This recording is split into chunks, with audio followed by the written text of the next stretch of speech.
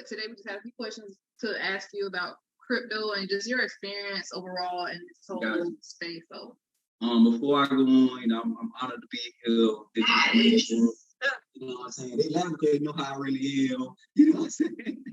So, I'm real good. Like, honored to be here. It took me a while to get here, but I'm fine.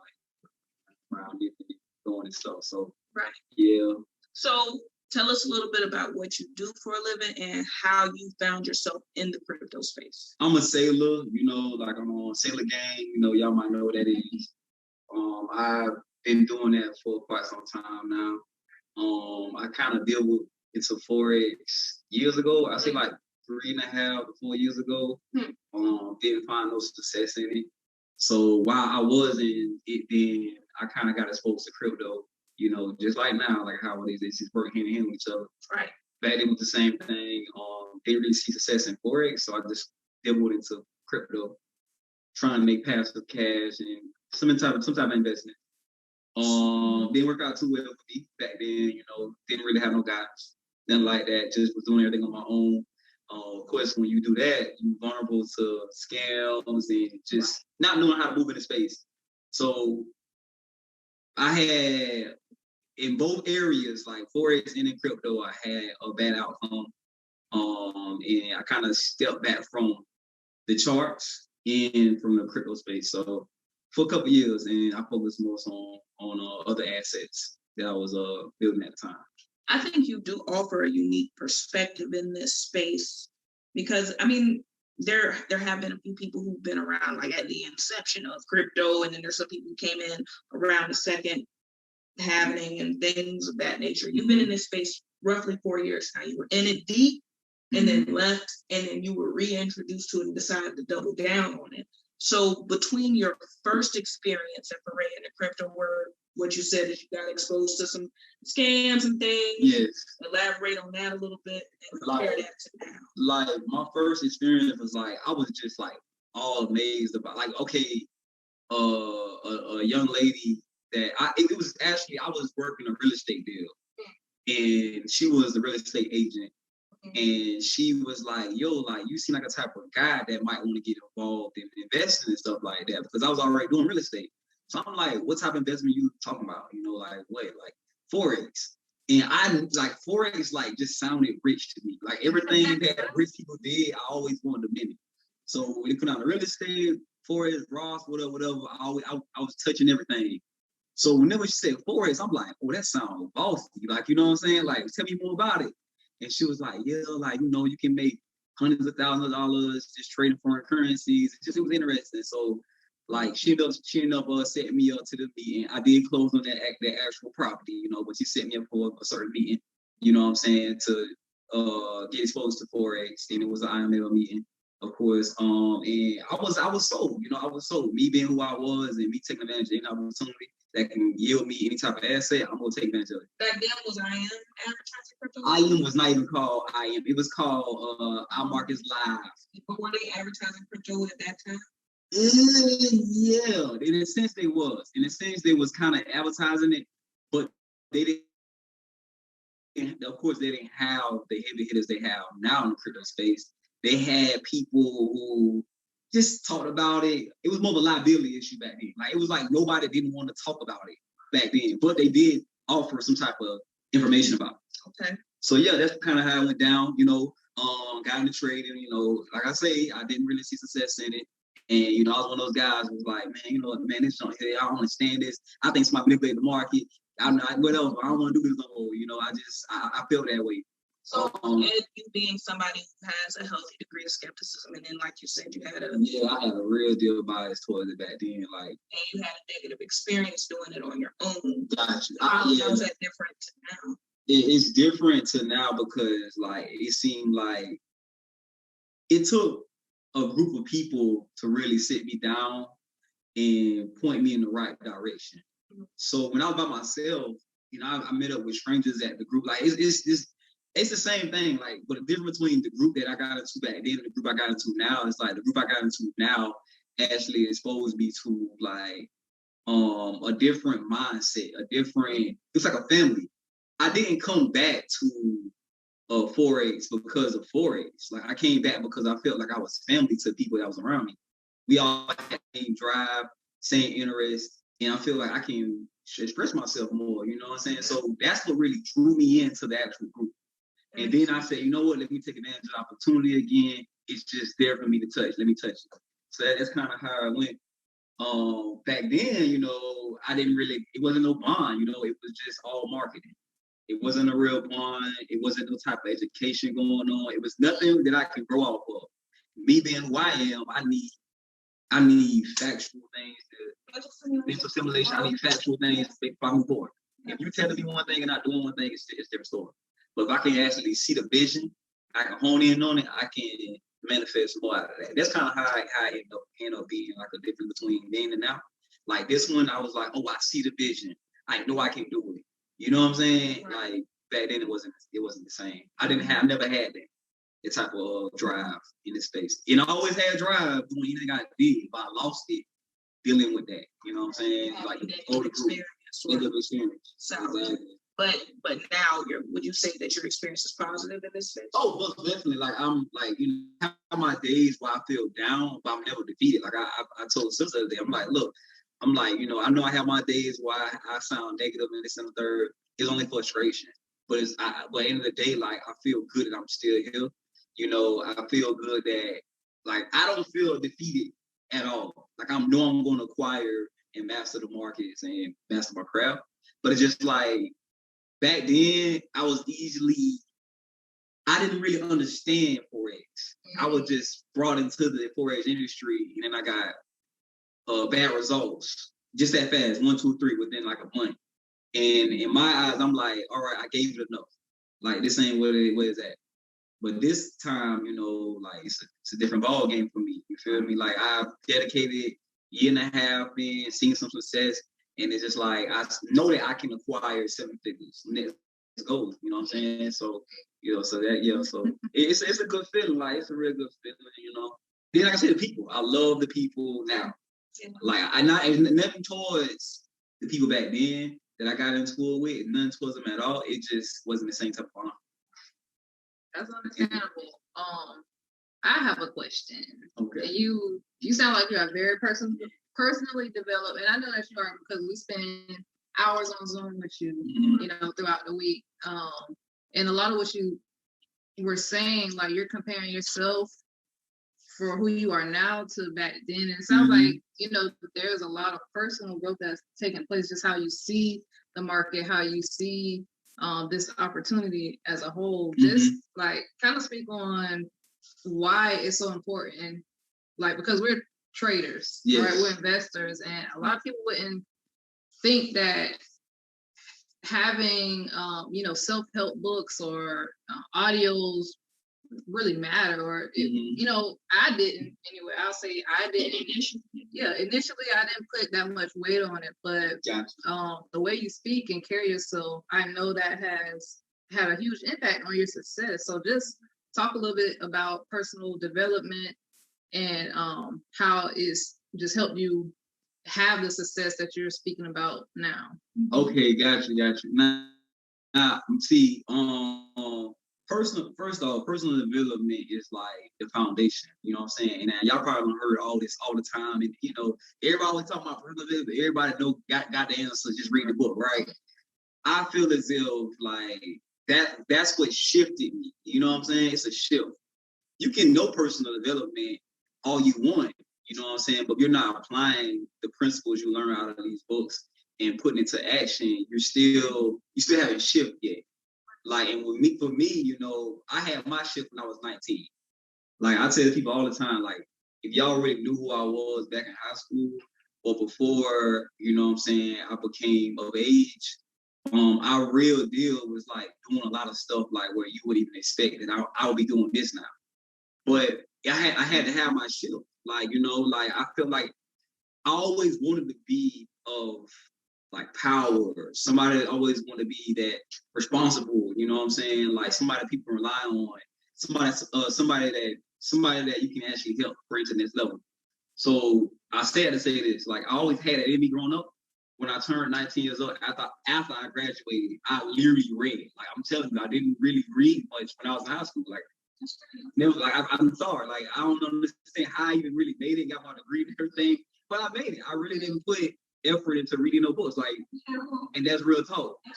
The only time I really read when I read about financial literacy. That's when I literally honed in on information. It was like I'm reading, like I'm soaking every word up. But when I was in high school, they telling me to read this. It's just school in general. They telling me to read stuff that didn't interest me. So I never really honed in on self-development until after I graduated. But then after I graduated, I literally, ever since then, like I had to make a shift after I read a couple books. You know what I'm saying? I made that shift to say, look, this is where I'm going to be in my life. I got a blueprint. There's no excuses for me not to acquire what I want to acquire, the type of life I want to live. In that book, y'all probably heard it. My first book was Rich Dad Poor Dad. Like I read that like 19. Like, that was like, that's what really drove me to like become like, you know what I'm saying, financially free and to have, to have a lot of assets of my liabilities. Like this, You said Rich Dad Poor Dad was your first one. That was my first book. What's your favorite? I recommend that book to anybody who feel lost about money. Like you don't have no type of background about money. That was my first book that gave me the personal development. You know what I'm saying? And I don't. And she about to say, "This is my favorite book." Yeah, favorite book. And what's crazy with my favorite book is crazy. It's like I have authors. You know what I'm saying? Because I like their series, and I like Robert Greene books. Robert Kiyosaki, which is the Rich Dad Poor Dad author. He was my favorite author until I was exposed to Robert Greene. What's your favorite book by Robert? Oh man, Art of Seduction. I like the Art of Seduction. And you got if you are a fluent reader when it comes down to like financial literacy, you probably have read it or heard about it before. But I like it because he worked on the mind so much. Like he literally, a lot of people might think wrong about it. They look at it like a negative connotation. And that's like one of those things that you shouldn't do because you can utilize that in everyday business. Like how to actually, like some people might say like, because in the book, they're like, oh, he's being manipulative. And it's not like that. It's almost like you got a kid, right? And you want to teach your kid to eat green. And you give him broccoli or give her broccoli. Like they're not gonna eat the broccoli because you say that it's good for them. Like you gotta kind of give them some type of like, reason, like to eat, like, oh, it makes you big and strong like Popeye. A kid, like me as a kid, you telling me that I can be big and strong like Popeye, I'm gonna run and eat my greens. So you're doing the same thing, you know what I'm saying? And the same thing with working deals, if you're in the real estate world, if you're in any type of communication among people, you want to be able to have charisma. You feel me? You want to be able to communicate with people, to make them feel like you're welcome to talk to you. Your smile and like a lot of things that I picked up on reading those type of books. Like books like that question, like I can go on and on about that. Now, you know what I'm saying? Like I'm gonna tell you right now, read nonverbal communication. I read a lot of that. I read a lot of yeah, exactly. I read a lot of that on my own. Financial intelligence and motivational. Those are 3 type of categories that I feel as if would amplify like anybody as a man or woman in this world, to make it to that level. That's what I did. You know what I'm saying? I love Bella DeCarlo's book, Microexpressions of Life. Microexpressions. She already know what time it is. You know what I'm saying? Like if anybody that believe in law of attraction, I'm believing in that. I feel like certain minds just gravitate towards each other by default. Like it's nothing you can like the universe can't even stop that. You know what I'm saying? Like some people are gonna always get along. Like, even though we might have differences and disagreements on stuff, we still have a type of connection with each other. You know what I'm saying? Like we might be like, oh yeah, like I know how Artez is, I know how he is, you know what I'm saying? But that's my brother. You know what I'm saying? Like it's like that's my brother. Like the love will still be there, but And I feel like that's like kind of like that's the highest level of energy that you can get from a person. And that's like understanding. So in that case, that's how it helped me out. You know what I'm saying? Like I feel like with my group, I met them personally. I traveled with them. We made money together. To this day, we still making money together. Like we hitting goals and we making stuff like really twerk for real. So At the end of the day, at the end of the day, you know what I'm saying? At the end of the day, like, you feel me? That's kind of what I see. So if anybody out there who's looking to form a mastermind, like, have that in mind. Like, you know what I'm saying? Don't get me wrong. Some people may be across the world, and there's nothing wrong with that. But make sure you really know who you're going with, because it's important. Because that person gonna have to be like amazing sometimes. When you're not amazing, they gotta be amazing. And you know what I'm saying? So when you're not hitting on all cylinders, they have to be hitting on some cylinders. Like, they gotta be able to lift you up when you're down. And you want the wrong person who got the wrong intentions, who, I want to get rich tomorrow. You know, if I don't get rich tomorrow, I'm negative about everything. You know what I'm saying? And some people can't help get out of that mind frame, but some people just don't. It's not here for that. They're not in this space for that. You know what I'm saying? So you got to be careful. One of the things I love about you is the passion. Mm-hmm. And I'm sure everybody can feel that. Through the struggle. Right? But it's not the band. How can you inspire other young men or women to get involved to some capacity? You know, like, you don't necessarily have to have a membership or nothing like that, but what are some things people can do to just get started? Yes. Yeah. It was crazy. I'm still figuring that out. Like, it beat me up all the time that I feel like somebody that's young, like, don't want to take advantage of the future. Like, you young, bro, you gonna be here. You know what I'm saying? Like, you gonna be here, bro. Like, why not you get a step ahead of the game? So whenever that wealth transfer happen, you able to, like, you know, help others. You know what I'm saying? And that's like, you know, and I done met a lot of, like, men that's younger than me, women that's younger than me, and I always, like, sit them down and be like, look, you know, this is very important. You can become this, you can do that. I tell them a lot, you know what I'm saying? In some cases, I give free 99 information out, and they still don't take advantage of it. And it's like, yeah, and I don't feel like it's all mindset. Some people might have the mindset. You can feel the energy be talking to them, like, oh yeah, they'll tell you everything in their work. Yeah, my friends don't think like this. I need to start my people like you. They'll tell you all these type of things, like, all right, and you will say, well, look, just make the move, and they'll be like, well. So I think what it really is, you know, I feel like some people, they might have that mindset, they have the seed for the mindset, but they haven't made the shift. You know, when I talk about the shift, they have not made that shift. And the moment you make the shift, you will see a difference. You know what I'm saying? Like, and like to this day, like, I done stopped people down, and I done gave out $1 million information that I done capitalized on to this day. And like, I literally can think about, like, yo, like, I literally sat that person down and I told them step by step to do a certain thing. And right now, they would probably they're in a different situation. Maybe a 6-figure earner in some cases. And it's like, dang, they didn't listen. They didn't take in. But you gotta make peace with that, though. I had to make peace. Yeah. Because, I mean, there's over 8 billion people on the planet. And I blame myself. Like, I blame you. No. Okay. Let me explain what I mean by blame myself. I only blame myself to better myself. So it's like, I blame myself to become a better influencer.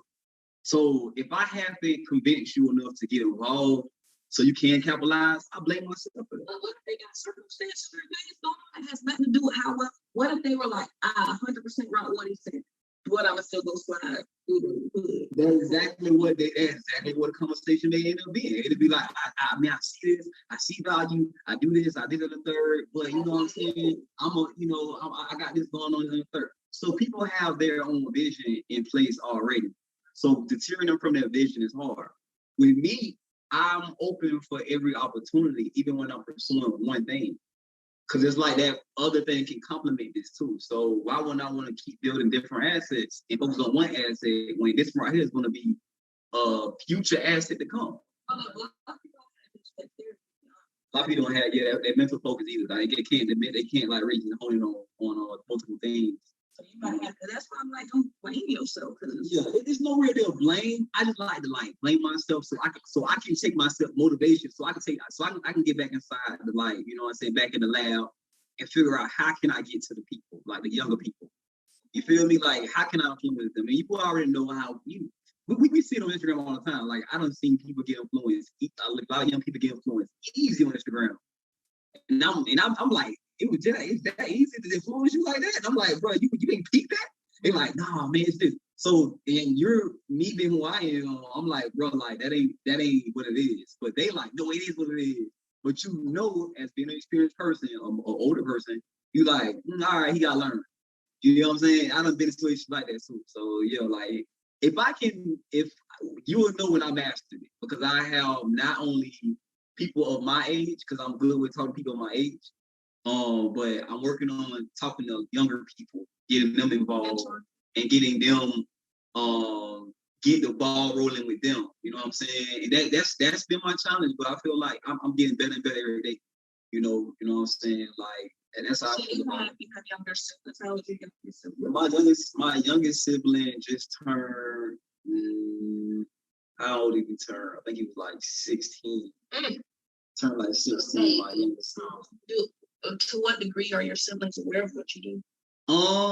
My siblings are spread it out. You know what I'm saying? Like I got some siblings down south Florida, and I have siblings in North Florida. You know, and I think most of them are aware of what I do because they follow me. They follow me on the ground. You know what I'm saying?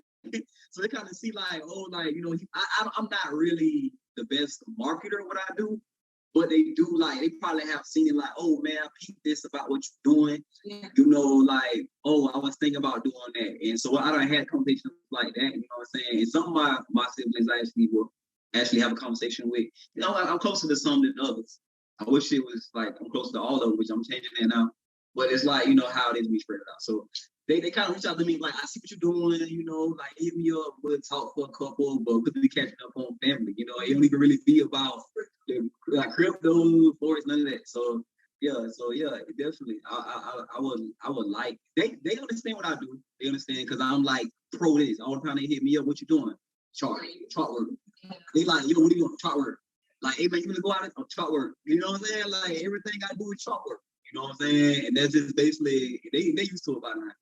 So, you know, so they understand. They have a good understanding of what I do and how I pursue things. And they let me ball out. Like they know that they let me ball out. Like if they're not in it with me, they know that I'm going to be something in that area. So they like, look, I'm gonna let him do what he gotta do. Like they don't get mad at me by not spending time with them. They don't get mad at me by not being present all the time. They let me grow in this space comfortably because they know I'm gonna master. And when I master, I master it, and it's kind of like, you know what I'm saying, come back and then feed the family. You know what I'm saying? So they do a good job with that. I thought your mom.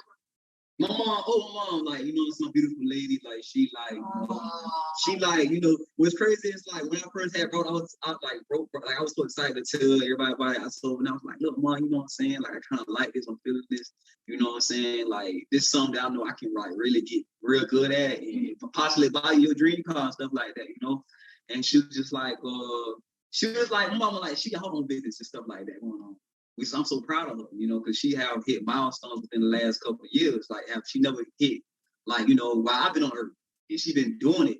So, like, I came to her, I was like, mom, like, you may want to look into this, you know what I'm saying? And she like, nah, I'm in my grind mode right now. Like, she got her business going on, and she doing good in her business. So I'm like, all right, mom, you know, do your thing. I shoot some cash and keep it moving.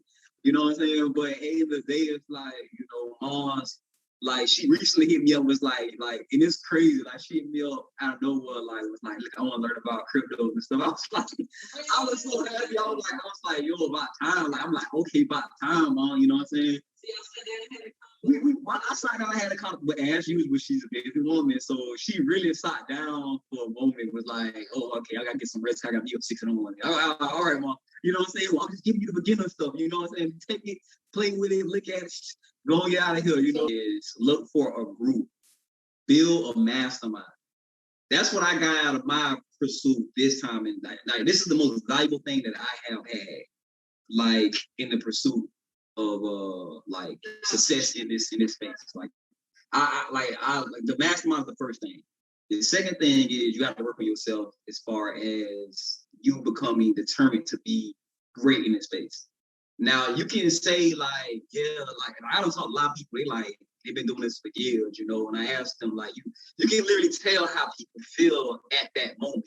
if you're not as passionate as you was your first month, then you already messing up.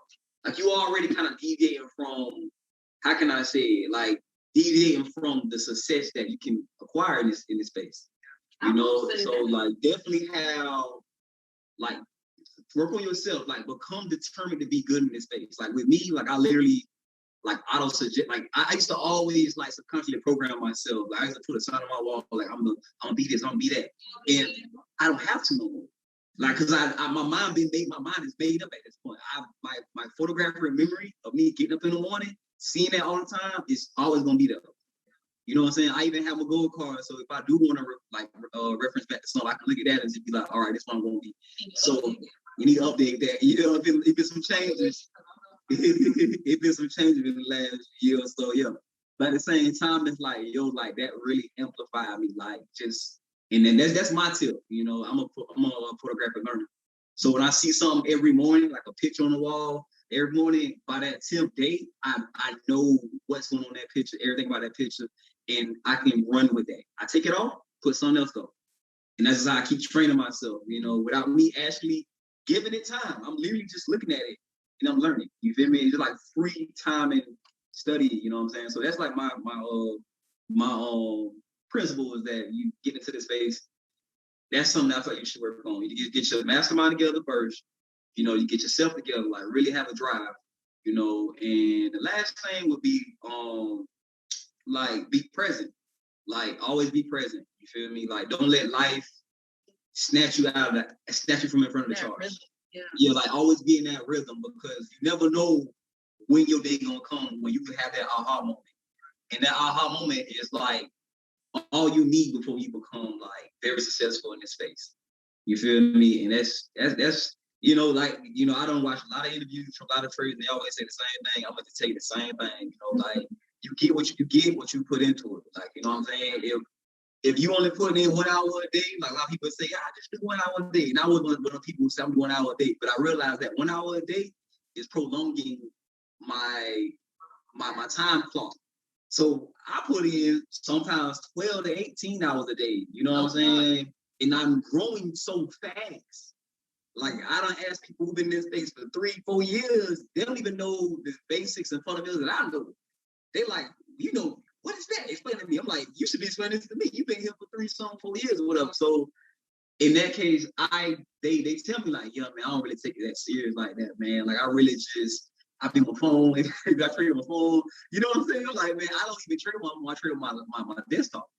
You know what I'm saying? So that's the difference between people who's here in the space. And then my last thing that I didn't include it the first time, but just it came to my mind, professionalism. Like you gotta be a professional. Like have the infrastructure to being successful in this business. Like literally, if you only got a phone and you want to become a millionaire, like bro, like off trading or trading cryptos, like bro, that's not going to cut it. They need to set up. They need like just like if you go into college, you need paper, pencil, notepad, all of that. The infrastructure. Right. Infrastructure meaning have like a desktop, you know, have a laptop, you know what I'm saying? Have something of, how can I say, something that can literally give you a certain type of like a boundary. Like if you just got a phone, like I know people that just got a tablet and phone. Nothing against trading on your phone. You will master off that, then keep doing that. But most of the time it's lame.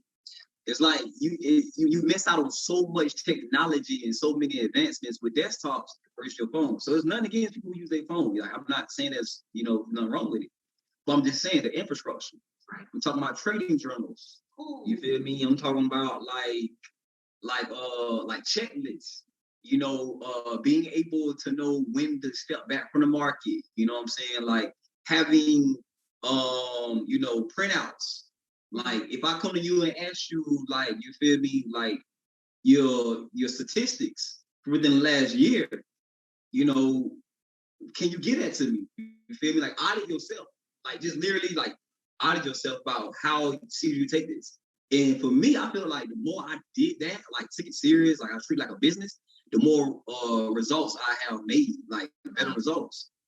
Just like that. It was like a click of a switch. I'm like, bro, so I know when I take it this serious and I have data, I'm the man in this space, you know what I'm saying? But when I'm not, like I'm laying in bed, my phone, I don't want to get up. It's too. I pick my phone up. All right, my trade, it's real bullish. Let me go press buy and go back to sleep. You don't never really get results that way. You gotta really be present. You gotta put in there. You know what I'm saying? You gotta do that, and that's just So that's basically what it is. Like, you feel me? Professionalism. You didn't say a whole lot about technicals, and I love that, because back to when we were talking about mindset, like, you have to have that down pat first before you even try to get on TradingView and figure stuff out, because the moment you aren't understanding something, you're likely to get frustrated, likely to quit before your first 30 days. Correct. So correct. I love that you didn't even mention too much on, you need this app, that program, or whatever like that. It's not the most important stuff. It really is the most important stuff. Like, it's having a support system, like a mastermind, and the proper tools, be it hardware or be it notebooks or mindset. If you don't have that infrastructure set up, it'll make it substantially harder for you in this space. If you do have those things, your learning curve can be dramatically decreased. Like, if you just literally expedite everything. Exactly. Like that. That's from my experience. You feel me? Like, I'm like, look, I gotta take this thing serious. When I start taking it serious, building my infrastructure, I got a whole office just 448. You know what I'm saying? It's like, me personally, like, just taking that serious is getting me somewhere. I'm able to talk to people who've been in this space and haven't seen success, and they're like, oh man, like, I didn't even realize that. I didn't notice that. And they now we're learning together, but of course they're learning from me things that if they would have done it first, they would have been teaching me. Yeah. So I've been seeing that a lot. So and you're doing excellent. Like, we've been in this thing a year with you now, and we see the growth. You've been. I appreciate it. And you ain't going nowhere. I appreciate that. You know what I'm saying? Like, more independent research now. Like, there's things that we study as a group. As far as strategy, as far as crypto research as well. Yes. And I think the thing that's dramatically improved all three of us in the last few months is the concept of risk management. Like, you literally. Oh yeah, that. And, oh my. So tell me. That's the must you should know. It wasn't me, because I was just like, Tell me about your mindset before you found the literature that you did about risk management, even though you had years down in the space at that time. And then you took time, I witnessed you with my own eyes, take literature, seclude yourself for months, digest that, and then come back like, my percentages. I got you. Like, okay, I'm from Sailor Game, so I have time to myself. I have a lot of confinement to myself. Like, I can really hone in, but I can't trade every day. So what really made me hone in on that is like I was forced to be patient. I was forced. Like, I ain't had no access to the internet, but I did have access to backtesting MetaTrader 4. So I just kept backtesting. I told myself, I want to have 5 markups a day on this actual concept or whatever I'm learning. It can be anyone. I'm not gonna name any of them. It's many, but it's like I'm going to do it 5 times a day before I go to bed. I remember myself getting off work probably about like 10, 11. I'm still up till like 11:30. Gotta get up around. Gotta get up around 5. You know what I'm saying? But I'm like, look, I'm gonna get 5 a day. I'm gonna train my mind to do this every day. So back testing really helped me out a lot, and it really showed me a lot about myself. Like, I'm like, bro, like it gave me a little confidence. You know what I'm saying? And now risk management came into place when I got exposed to different concepts.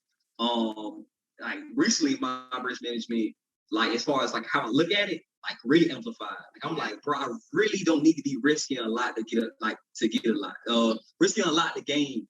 I can risk a little bit and gain a lot. And that's like one of the things that really helped me out. And it come from educator to educator. But like, every educator like kind of worked on my risk management well, but it's like the last one just like over the edge. It was like insanely an upgrade to how I look at risk management. And now I don't even think about risking no more than 2%. Like, I'm like, bro, I don't even care for risking. Like, I'm like, so what? Like, it's just 2%. You know what I'm saying? Or however 5% you want to risk, or whatever. I can do this all day and outgrow you. You feel me? And that's just kind of like how I went at with it. Not to say that, you know what I'm saying, well, I'm not challenging nobody anything like that, because everybody got their own different systems, their own different strategies, how they actually play the markets, the crypto and forex, you know what I'm saying? But with me, I just feel like, you know what I'm saying, like you can do the 2% and you can get success that way too. You can do 1%, you can do 0.25%. You hear what I'm saying? You can do 5% get success. Like, how you work your numbers and your strategy to your thing. I'm just saying, like, for me, I just felt like I seen a vision in the getting rich off of 0.25.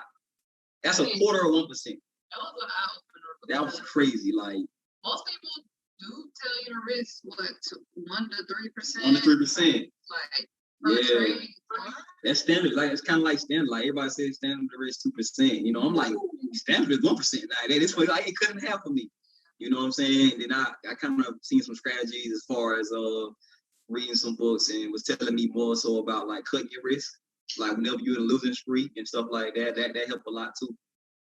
That's a tip you guys can take advantage of. You know, like, you feel as if you're in a losing streak, that first loss you have, cut it to 1. You risking 2%, cut it to 1. Boom.